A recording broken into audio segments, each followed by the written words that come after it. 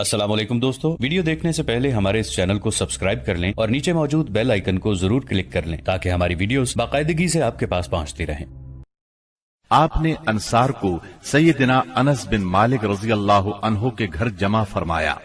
مہاجرین کی تعداد 45 تھی۔ آپ مہاجرین اور انصار میں سے ایک ایک کو بلاتے گئے اور فرماتے گئے تم بھائی بھائی ہو۔ پھر ہوا یہ کہ یہ اخوت حقیقی اخوت سے بھی بڑھ گئی۔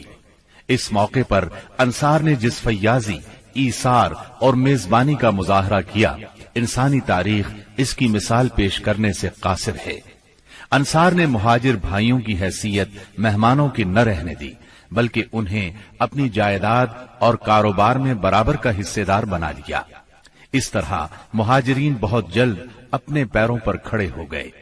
مہاجرین سے یہ انصار کی محبت ہی کا نتیجہ تھا کہ انہوں نے نبی صلی اللہ علیہ وسلم پر اپنے کھجوروں کے باغات پیش کیے کہ آپ ان باغات کو ان کے اور مہاجرین کے درمیان تقسیم کر دیں۔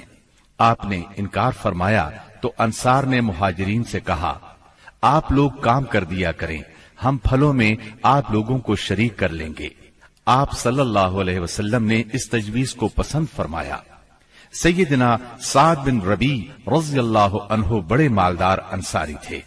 انہوں نے اپنے مہاجر بھائی سیدنا عبد الرحمن بن عوف رضی اللہ عنہ سے کہا، میرا مال آدھا آدھا تقسیم کر لو، میری 2 بیویاں ہیں، دیکھو جو تمہیں پسند ہو مجھے بتلا دو، میں اسے طلاق دے دیتا ہوں، عدت گزر جائے تو اس سے شادی کر لینا۔ یہ سن کر سیدنا عبد الرحمن بن عوف رضی اللہ عنہ نے فرمایا، اللہ آپ کے اہل اور مال میں برکت دے، مجھے آپ بازار کا راستہ بتا دیں۔ انہوں نے بنو قینقاع کے بازار کا پتہ بتلا دیا۔ یہ بازار چلے گئے، محنت مزدوری کی، واپسی پر ان کے پاس کچھ فاضل پنیر اور گھی تھا۔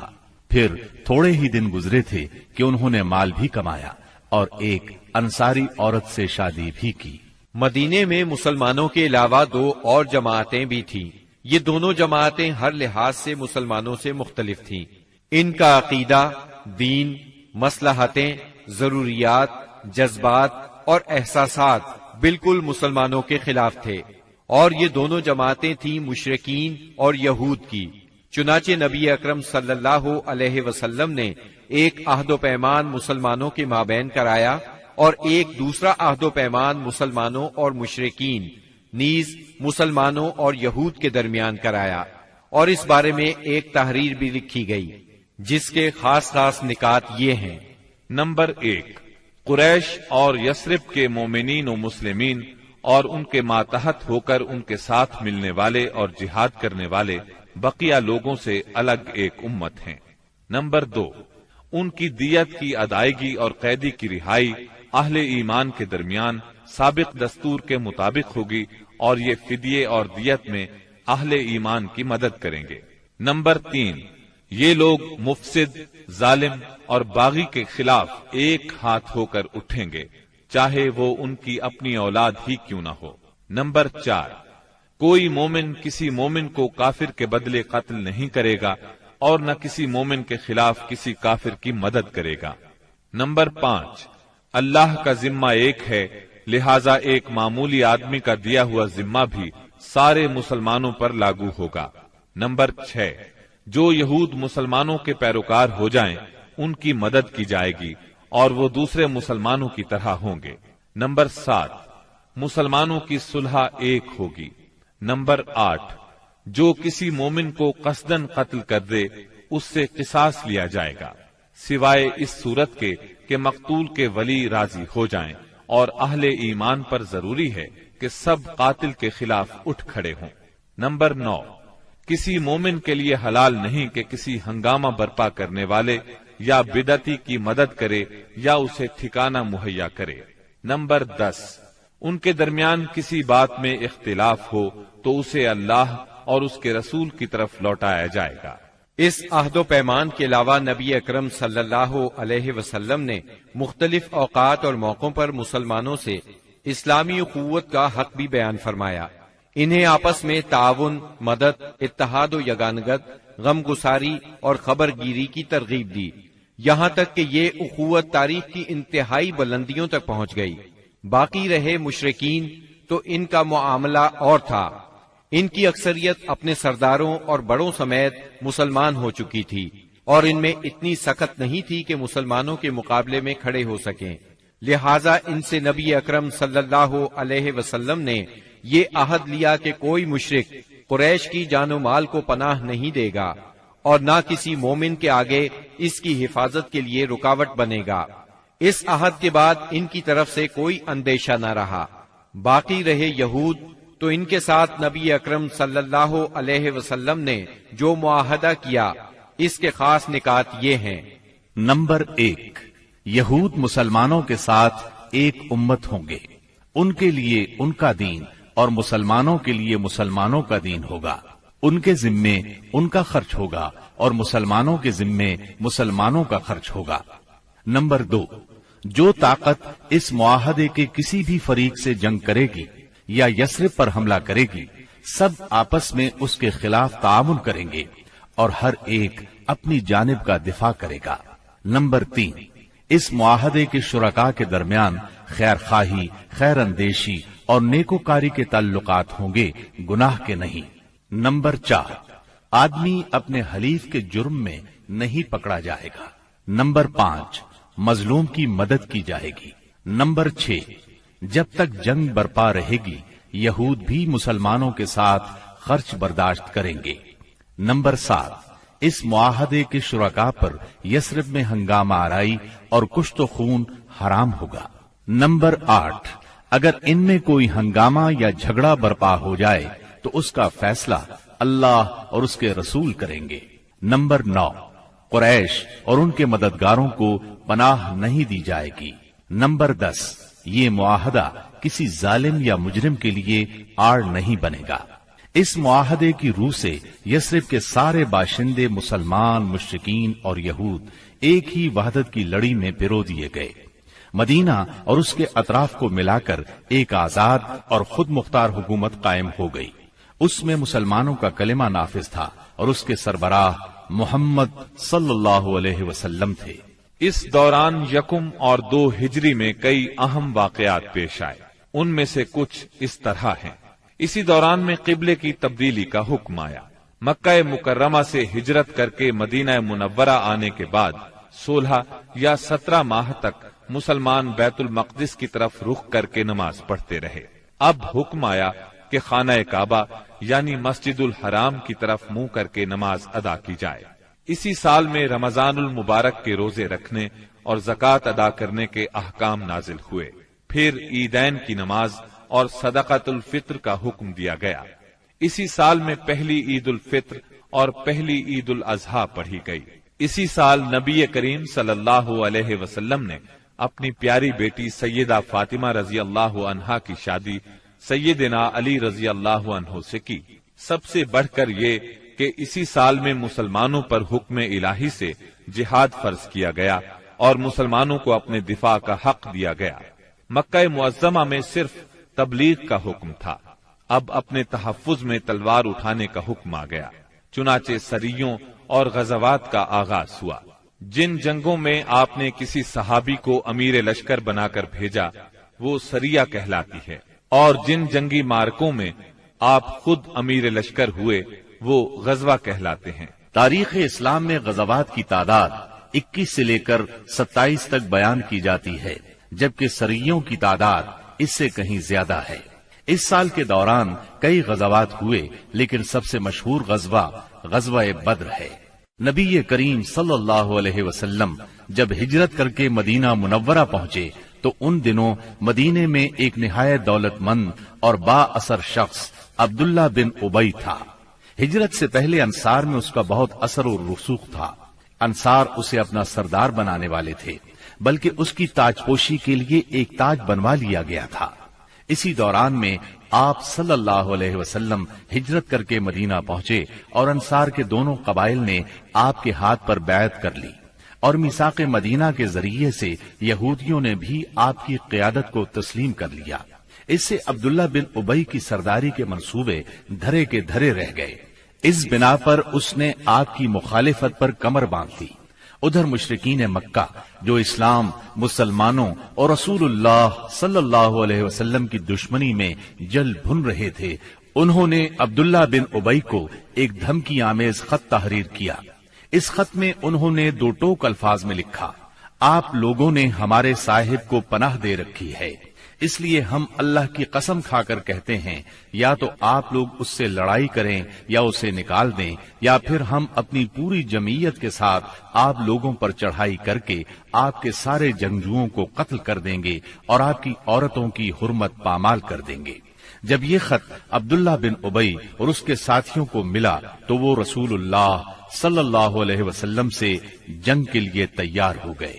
نبی اکرم صلی اللہ علیہ وسلم کو اس کی خبر ہوئی تو آپ ان کے پاس تشریف لے گئے اور فرمایا: قریش کی دھمکی تم لوگوں پر بہت گہرا اثر کر گئی ہے، تم خود اپنے آپ کو جتنا نقصان پہنچا دینا چاہتے ہو، قریش تمہیں اس سے زیادہ نقصان نہیں پہنچا سکتے، تم اپنے بیٹوں اور بھائیوں سے خود ہی لڑنا چاہتے ہو۔ نبی اکرم صلی اللہ علیہ وسلم کی یہ بات سن کر لوگ بکھر گئے۔ اس وقت تو عبداللہ بن ابی جنگ کے ارادے سے باز آ گیا، کیونکہ اس کے ساتھی ڈھیلے پڑ گئے تھے یا بات ان کی سمجھ میں آ گئی تھی، لیکن حقیقت میں قریش کے ساتھ اس کے تعلقات خفیہ طور پر قائم رہے، کیونکہ مسلمانوں اور مشرکین کے درمیان شر اور فساد کا کوئی موقع وہ ہاتھ سے جانے نہیں دینا چاہتا تھا۔ پھر اس نے اپنے ساتھ یہود کو بھی ملا رکھا تھا تاکہ اس معاملے میں ان سے بھی مدد حاصل کرے، لیکن وہ تو نبی صلی اللہ علیہ وسلم کی حکمت تھی جو رہ رہ کر شر و فساد کی آگ کو بجھا دیتی تھی۔ مسلمانوں کی ہجرت اور مدینے میں ان کی کامیابی سے کفار مکہ بہت تل ملا رہے تھے اور مدینے پر چڑھائی کے بہانے ڈھونڈ رہے تھے۔ رسول اللہ صلی اللہ علیہ وسلم کے بڑھتے ہوئے اقتدار اور اسلام کی اشاعت نے مکہ میں ابو جہل اور ابو سفیان کو سخت بے چین کر دیا تھا۔ یہی کیفیت مدینے میں عبداللہ بن ابی کی تھی۔ اس نے قریش کے حوصلے بڑھائے اور انہیں یقین دہانی کرائی کہ اگر تم نے مدینے پر دھاوا بولا تو یہودی تمہارا ساتھ دیں گے۔ مسلمان جب سے مدینہ آئے تھے خطرات بڑھتے جا رہے تھے اور ان کے سروں پر منڈلا رہے تھے۔ یہی وجہ تھی کہ مسلمانوں نے راتوں کو جاگ جاگ کر مدینے کا پہرا دیا۔ ادھر قریش نے مدینے کو تباہ و برباد کرنے کا ارادہ کر لیا۔ اس غرض کے لیے انہوں نے کئی قبائل کو اپنا ہم نوا بنا لیا۔ چنانچہ جب نبی صلی اللہ علیہ وسلم کو خبر ہوئی تو آپ نے 2 تدابیر اختیار کی۔ پہلی یہ کہ قریش کی شامی تجارت بند کر دی جائے تاکہ وہ مجبور ہو کر مدینے پر حملہ آور ہونے کا ارادہ ترک کر دیں۔ دوسرے یہ کہ مدینے کے آس پاس کے قبیلوں سے امن و امان کا معاہدہ کیا جائے تاکہ قریش جنگ مسلط کریں تو انہیں غیر جانبدار رکھا جا سکے۔ جب اللہ تعالی کی طرف سے جہاد اور قتال کی اجازت دی گئی تو رسول اللہ صلی اللہ علیہ وسلم نے کئی ایک سرایہ بھیجے اور غزوات میں حصہ لیا۔ ان کی مختصر تفصیل کچھ یوں ہے۔ اس سلسلے میں پہلا سریہ جو رسول اللہ صلی اللہ علیہ وسلم نے بھیجا وہ سریہ سیف البحر کہلاتا ہے۔ اسے آپ نے رمضان 1 ہجری بمطابق مارچ 623 عیسوی میں بھیجا اور اپنے چچا سیدنا حمزہ بن عبد المطلب رضی اللہ عنہ کو اس سریے کا امیر بنایا اور 30 مہاجرین کو ان کے زیر کمان شام سے آنے والے ایک قریشی قافلے کا پتہ لگانے کے لیے روانہ فرمایا۔ اس قافلے میں 300 آدمی تھے جن میں ابو جہل بھی تھا۔ مسلمان ایس کے اطراف میں ساحل سمندر کے پاس پہنچے تو قافلے کا سامنا ہو گیا اور دونوں فریق جنگ کے لیے صف آرا ہو گئے۔ قریب تھا کہ جنگ ہو جاتی لیکن قبیلہ جوہینہ کے سردار نے بیچ بچاؤ کرا دیا۔ دونوں فریق واپس چلے گئے۔ یہ اسلامی تاریخ کا پہلا سریہ اور پہلا فوجی عمل تھا۔ اس کا جھنڈا سفید تھا اور یہ اسلامی تاریخ کا پہلا جھنڈا تھا۔ اس کے علم بردار سیدنا ابو مرصد کناز بن حسین غنوی رضی اللہ عنہ تھے۔ اس کے بعد پے در پے سریے روانہ کیے گئے۔ چنانچہ شوال 1 ہجری میں سیدنا عبیدہ بن حارث رضی اللہ عنہ کو 60 مہاجرین کے ساتھ بطن رابغ کی وادی میں بھیجا گیا۔ وہاں ابو سفیان سے سامنا ہوا جو 200 آدمیوں کے ساتھ تھا۔ دونوں طرف سے تیر چلے لیکن جنگ نہ ہوئی۔ پھر ذیقعد یکم ہجری میں سیدنا سعد بن ابی وقاص رضی اللہ عنہ کو 20 مہاجرین کے ساتھ خرار کی طرف بھیجا گیا، جو کہ جوفا کے قریب ایک مقام ہے، لیکن ان کا کسی سے سامنا نہ ہوا۔ اس کے بعد سفر 2 ہجری میں 70 مہاجرین کے ساتھ رسول اللہ صلی اللہ علیہ وسلم خود نکلے اور ابوا یا ودان تشریف لے گئے۔ مہم کا مقصد قریش کے ایک قافلے کی راہ روکنا تھا، لیکن کسی سے سامنا نہ ہوا۔ یہ پہلی مہم تھی جس میں رسول اللہ صلی اللہ علیہ وسلم بذات خود نکلے۔ اس کے بعد ربیع الاول 2 ہجری میں رسول اللہ صلی اللہ علیہ وسلم 200 صحابہ کے ساتھ روانہ ہوئے۔ مقصود قریش کا قافلہ تھا، جس میں امیہ بن خلف سمیت قریش کے 100 آدمی اور 2500 اونٹ تھے۔ آپ رضوہ کے اطراف میں مقام بواد تک تشریف لے گئے، لیکن کسی سے سامنا نہ ہوا۔ اسی مہینے میں کرز بن جابر فہری نے مشرکین کی ایک مختصر سی فوج کے ساتھ مدینہ کی چراگاہ پر چھاپا مارا اور کچھ مویشی ہانک کر لے گیا۔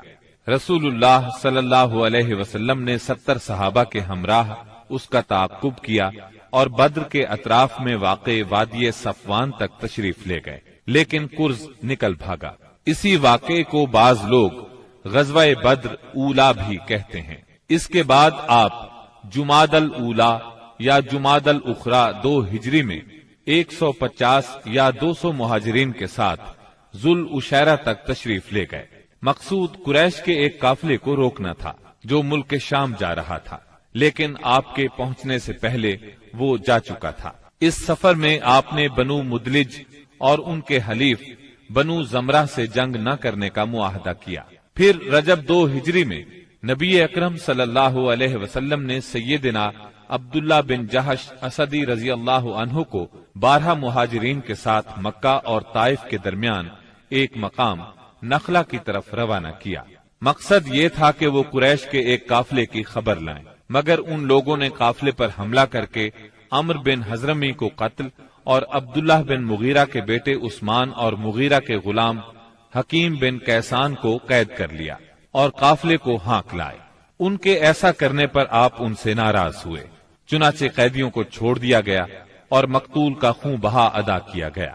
یہ واقعہ رجب کی آخری تاریخ کو پیش آیا تھا، اس لیے مشرکین نے شور مچایا کہ مسلمانوں نے حرام مہینے کی حرمت پامال کر ڈالی۔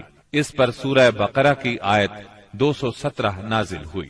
يسألونك عن الشهر الحرام قتال فيه قل قتال فيه كبير وصد عن سبيل الله وكفر به والمسجد الحرام وإخراج أهله منه أكبر عند الله والفتنة أكبر من القتل۔ لوگ آپ سے حرام مہینے میں لڑائی کے بارے میں پوچھتے ہیں، آپ کہہ دیجئے اس میں جنگ کرنا بڑا گناہ ہے، اور اللہ کی راہ سے روکنا اور اس کے ساتھ کفر کرنا، مسجد حرام سے روکنا اور اس کے باشندوں کو وہاں سے نکالنا، یہ سب اللہ کے نزدیک اور زیادہ بڑا جرم ہے اور فتنہ قتل سے بڑھ کر ہے۔ یہ تھی جنگی نقل و حرکت جو مدینہ منورہ اور اس کے اطراف کے امن کی حفاظت کے لیے نبی صلی اللہ علیہ وسلم اور مسلمانوں نے قائم کر رکھی تھی۔ اس سے قریش کو یہ بتلانا بھی مقصود تھا کہ اگر وہ اپنے شر سے باز نہ آئے تو انجام برا ہوگا، لیکن وہ اپنی خودسری اور تکبر میں بڑھتے ہی چلے گئے۔ چنانچہ بدر کے میدان میں انہوں نے اس کی سزا پا لی اور جزا بہرحال گھاٹے ہی کی تھی۔ 17 رمضان 2 ہجری کو غزوہ بدر ہوا۔ یہ قریش اور مسلمانوں کے درمیان پہلا فیصلہ کن معرکہ تھا۔ اس کا سبب یہ ہوا کہ رسول اللہ صلی اللہ علیہ وسلم جس قافلے کے لیے ذوالعشیرہ تک تشریف لے گئے تھے اور وہ بچ کر شام چلا گیا تھا، آپ صلی اللہ علیہ وسلم اس کی طاق میں تھے اور اس کی خبر لانے کے لیے آپ نے شام کے مقام ہورا تک طلحہ بن عبید اللہ اور سعید بن زید رضی اللہ عنہما کو بھیجا۔ چنانچہ جیسے ہی یہ قافلہ وہاں سے گزرا، انہوں نے فوراً مدینہ منورہ خبر پہنچائی۔ اس قافلے میں اہل مکہ کی بڑی دولت تھی، یعنی 1000 اونٹ جن پر کم از کم 262 کلو سونے کی مالیت کا سامان تھا۔ اور اس کی حفاظت کے لیے صرف 40 آدمی تھے۔ خبر ملتے ہی رسول اللہ صلی اللہ علیہ وسلم نے صحابہ کرام رضی اللہ عنہم کو نکلنے کی دعوت دی، تاہم نکلنا ضروری نہیں قرار دیا۔ چنانچہ اس دعوت پر 313، 314 یا 300 بہت جلد حاضر ہوں گے۔ نیچے کامنٹ سیکشن میں اپنی رائے کا اظہار ضرور کیجیے گا۔ ہمارے اس چینل کو سبسکرائب کر کے نیچے موجود بیل آئیکن کو بھی ضرور کلک کیجیے گا۔ اگلی ملاقات تک کے لیے ہمارا اور آپ کا اللہ نگہبان۔